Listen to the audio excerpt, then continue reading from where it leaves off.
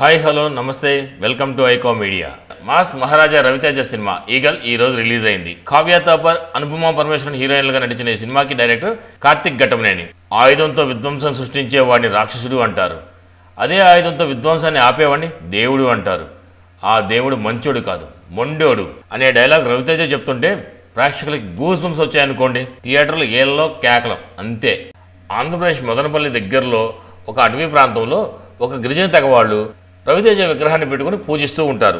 అనుపమ పరమేశ్వరన్ గారు అనుకోకుండా ఒక స్పెషల్ కాటన్ క్లాత్ చూసి ఆ క్లాత్ పండే ఊరికి సంబంధించిన ఒక ఆర్టికల్ తన పేపర్లో రాస్తుంది. వెంటనే సిబిఐ వాళ్ళు ఆ పేపర్ ఆఫీస్ మొత్తాన్ని వాళ్ళ ఆధీనంలో తీసుకుంటారు.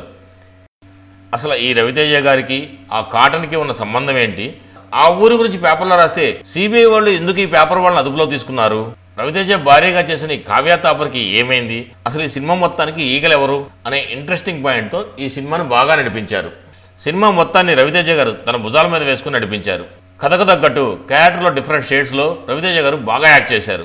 లవ్ సీన్లో కావ్య తాపర్తో ఉన్నప్పుడు చాలా స్మార్ట్గాను, అదే అటవీ ప్రాంతంలో జరిగే సీన్లకు వచ్చేసరికి లొంగి ఎగ్గట్టి ఆయుధాలతో విధ్వంసం సృష్టించేవాడుగాను డిఫరెంట్ షేడ్స్లో రవితేజ గారు మైండ్ బ్లాక్ చేశారు.